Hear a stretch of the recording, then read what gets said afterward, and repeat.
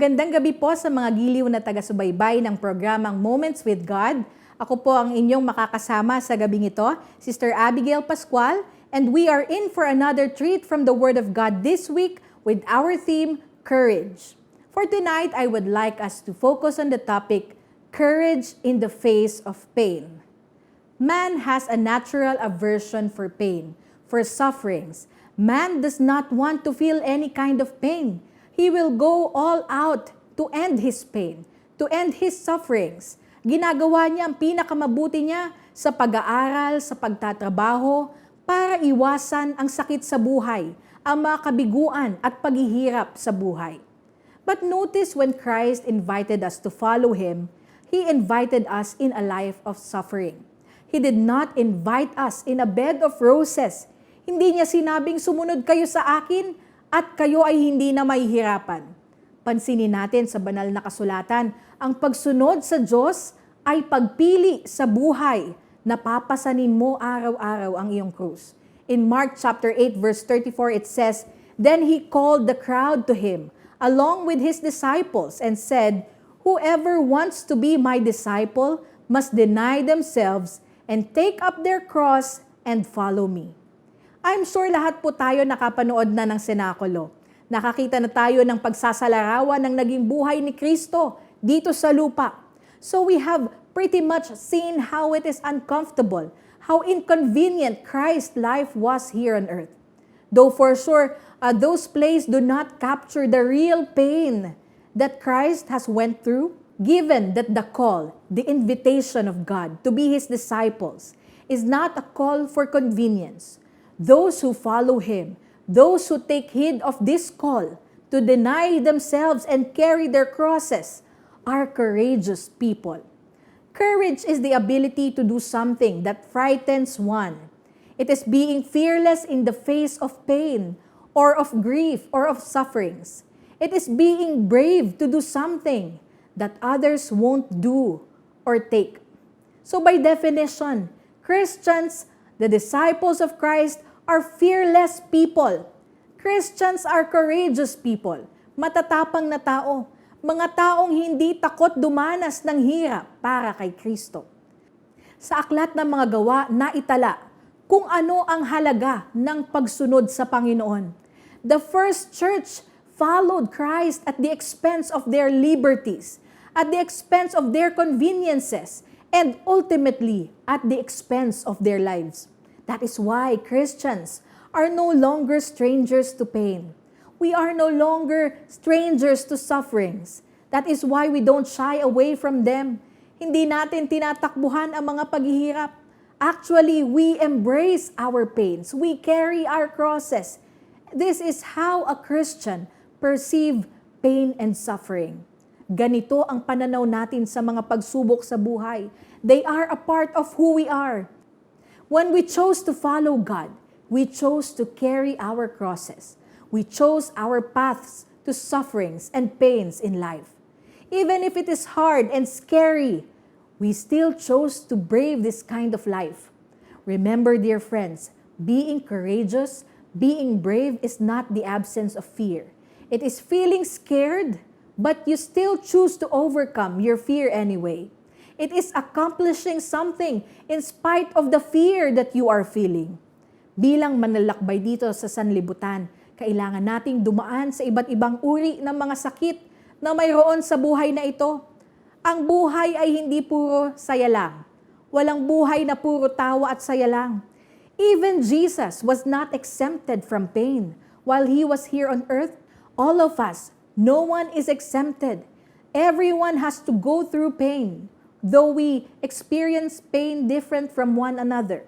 Hindi tayo pare-pareho ng mga pinagdadaanan, but every one of us surely has pain that we carry in our hearts.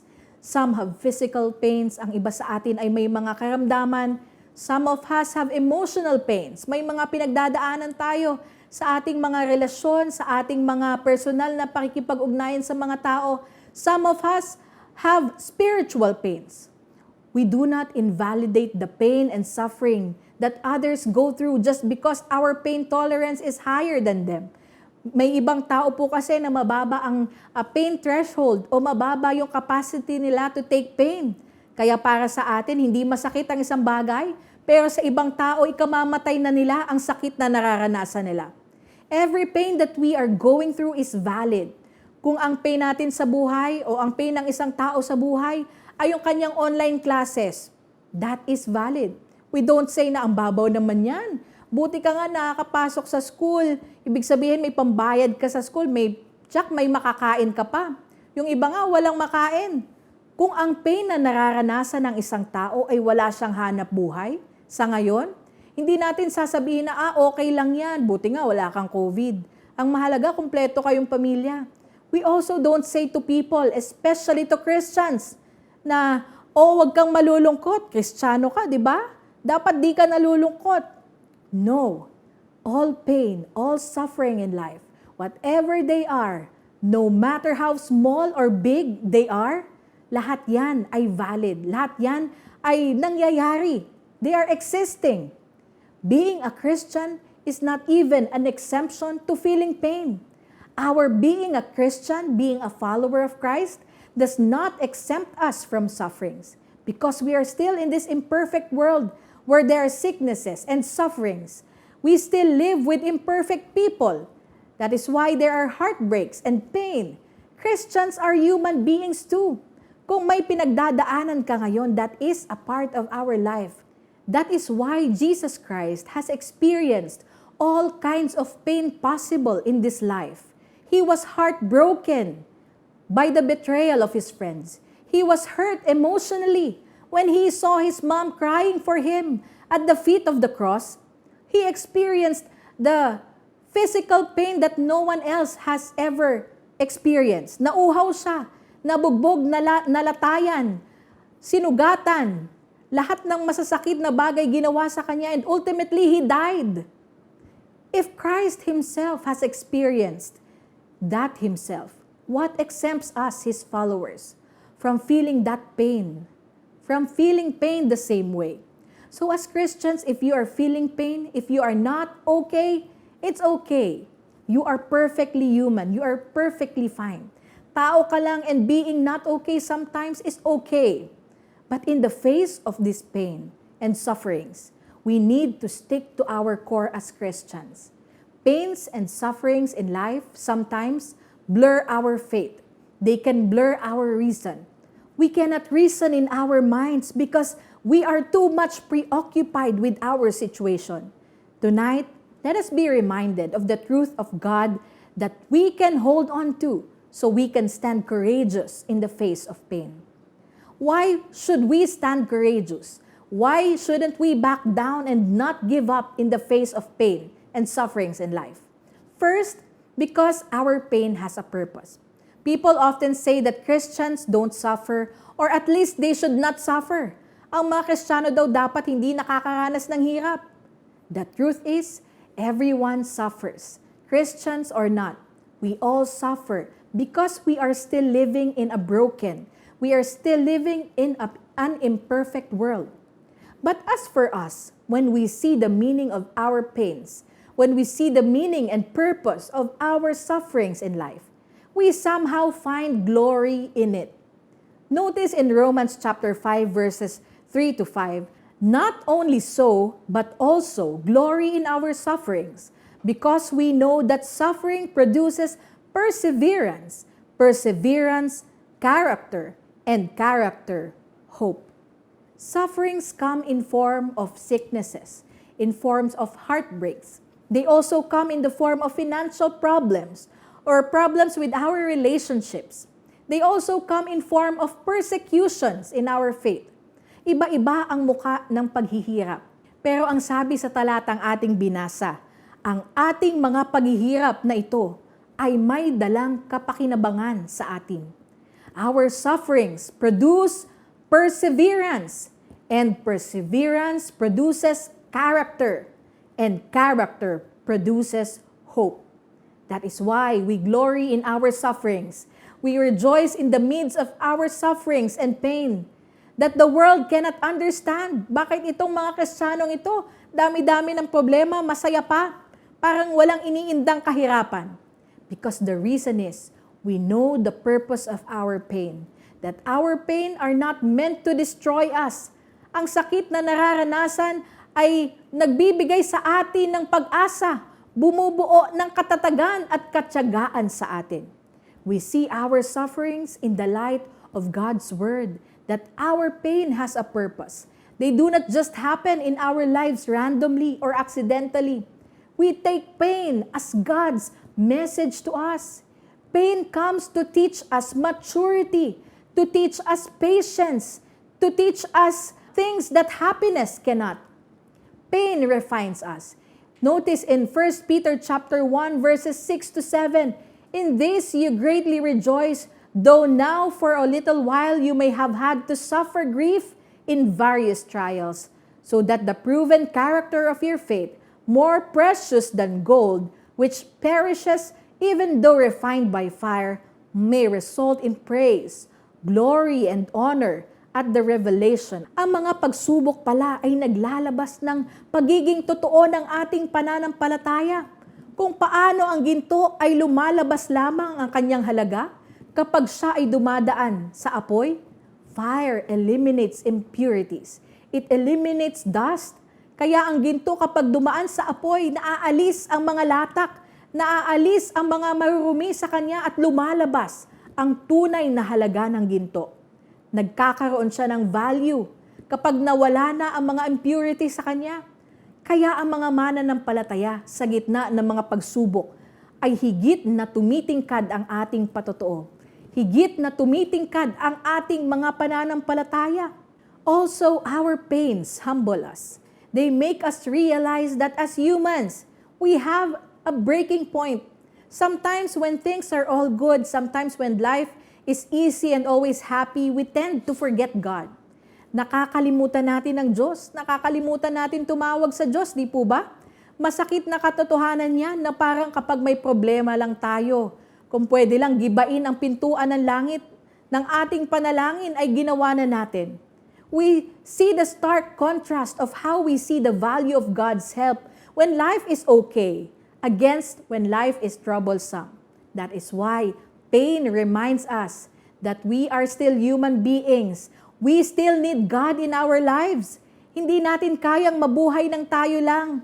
Huwag nating kalimutan na may Diyos na pwede tayong lapitan. Hindi lang sa panahon ng kagipitan, kundi sa panahon din na tayo ay maalwan at sagana.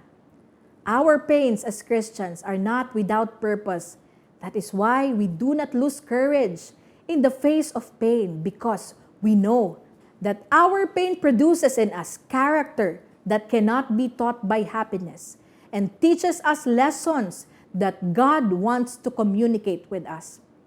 Why should we take courage in the face of pain? Number 2, all things work together for our good. In Romans chapter 8, verse 28, it says, "And we know that in all things God works for the good of those who love Him, who have been called according to His purpose." Bilang tao, ang ating pananaw sa buhay ay nalilimitahan lamang ng mga bagay na alam natin. Ang nakikita lamang natin ay ang kasalukuyan. Kaya ang kasiguruhan lang natin ay para sa kasalukuyan.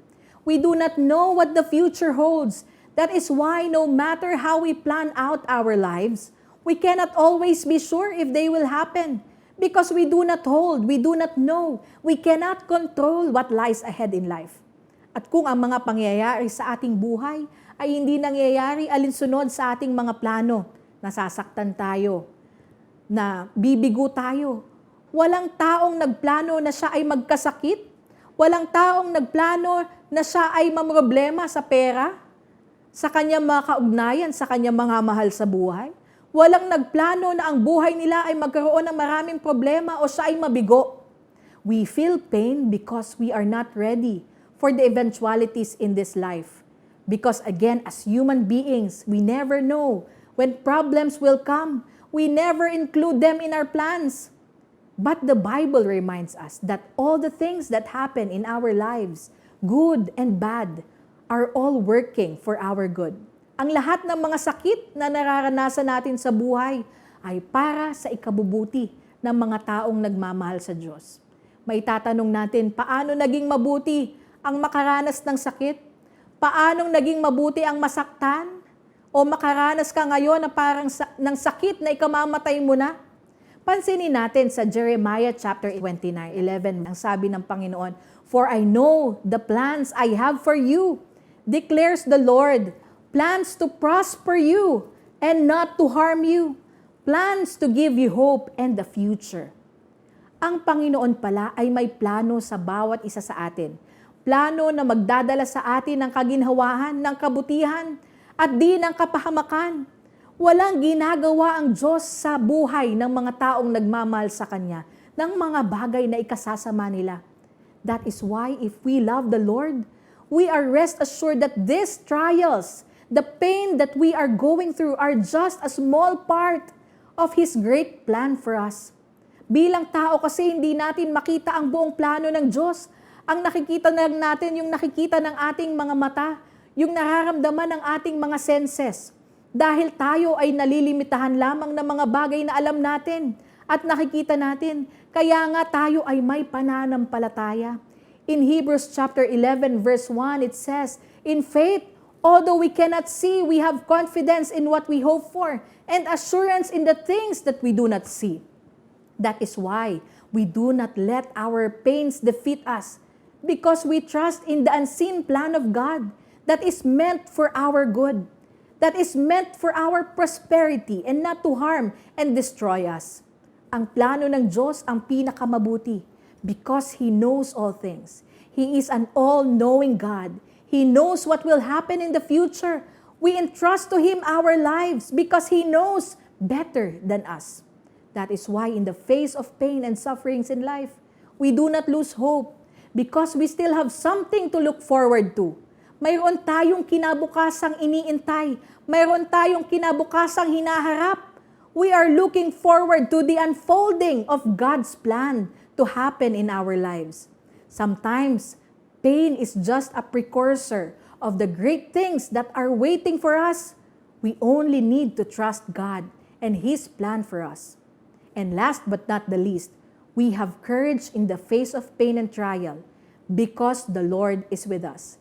In Joshua chapter 1 verse 9 it says, "Have I not commanded you? Be strong and courageous. Do not be afraid, do not be discouraged, for the Lord your God will be with you wherever you go." Ang pakikisama ng Panginoon ay tanda ng pagtatagumpay. Walang anumang sakit sa mundong ito ang hindi natin mapagtatagumpayan kung ang Diyos ay kasama natin. In Romans chapter 8 verse 31, Paul reminds us, "What then shall we say in response to these things? If God is for us, who can be against us?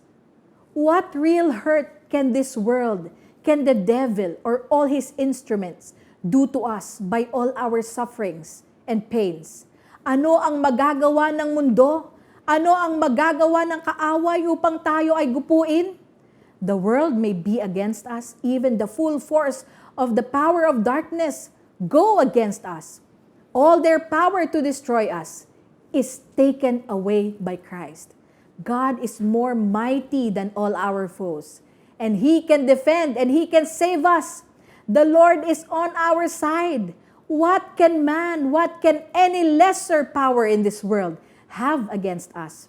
In Isaiah chapter 54 verse 17 it says, "No weapon forged against you will prevail, and you will refute every tongue that accuses you. This is the heritage of the servants of the Lord, and this is their vindication from me, declares the Lord." Biblical inspiration. For our Bible inspiration for tonight, let us take a look at the life of Joshua. Makikita natin sa aklat ni Josue, sa Kapitulo 1 kung paano siya inutusan ng Diyos na pangunahan ang mga Israelita papunta sa Promised Land, sa Canaan. After Moses died, he took the leadership role that Moses had left. And we all know how great of a leader Moses was. He had left a very big shoes to fill in, which somehow gave Joshua a very little opinion of himself compared to Moses. And we also know how the Israelite people were. They were perverse and they were hard to govern, mga taong may reklamo, mga pasaway, magutom lang ng kaunti, nagreklamo na kay Moses, naiwan lang na sandali ni Moses, gumawa na ng mga inanyo ang larawan at sumamba sa mga Diyos-Diyosan. Yan ang iniwan ni Moses sa kanya. Joshua, during that time, must have been so distressed and discouraged. That is why, if you will notice in chapter 1, in the book of Joshua, God was always telling him, be courageous. I will be with you. Take courage. I will be with you. Kaya mo yan. And true enough, God's presence was evident in the life and leadership of Joshua. Ang pakikisama ng Diyos ay nagpangyari ng mga himala at mga dakilang bagay sa pamamagitan niya. Ang kapangyarihan ng Diyos na sumakay Moses ay naging karanasan din ni Josue. Mga kapatid, mga kaibigan, napakaganda ng pangako ng Panginoon sa atin. It is ours for the taking. Sa panahon natin ngayon, it is even difficult to stand with courage amidst all what's happening around us. But we who love God, we who believe in Him, we are not without hope. We are not hopeless. Our pain has a purpose. All things work together for us, for those who love the Lord. And God is always with us. All of these truths are enough for us to be fearless in the face of sufferings and pains. In times that we are experiencing pain, sufferings, and hardships in life, remember, the Lord is near to the broken heart. Let me leave you this daily life verse for tonight in Psalm chapter 34, verses 17 to 20. The righteous cry out, and the Lord hears. He delivers them from all their troubles. The Lord is near to the brokenhearted. He saves the contrite in spirit. Many are the afflictions of the righteous, but the Lord delivers him from them all. He protects all his bones. Not one of them will be broken.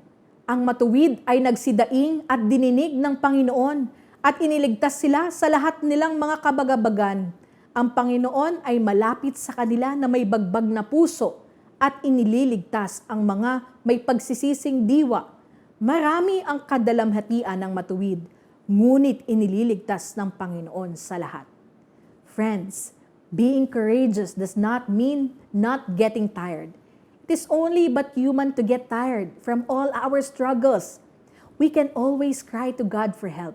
When our strength is nearly gone, do not forget that we have an infinite source of strength, and He is always with us. Cry if you must. Cry it all out to God. Also, the church as a family of God is also the extension of God's arm to reach us. Talk to your pastors. Talk to your elders in the church. Do not feel that you are alone in fighting your battles. God is with you, and you also have a family in the church who will always be willing to lend an ear and extend a prayer to you. If ever you need counseling, our hotlines here at Moments with God are also open to listen to you, and we will always be willing to pray for you. I hope that you have been blessed by the words of God tonight. Good night, and God bless us all. Thank you for watching Moments with God. If you enjoyed the video, click like and subscribe for more uploads.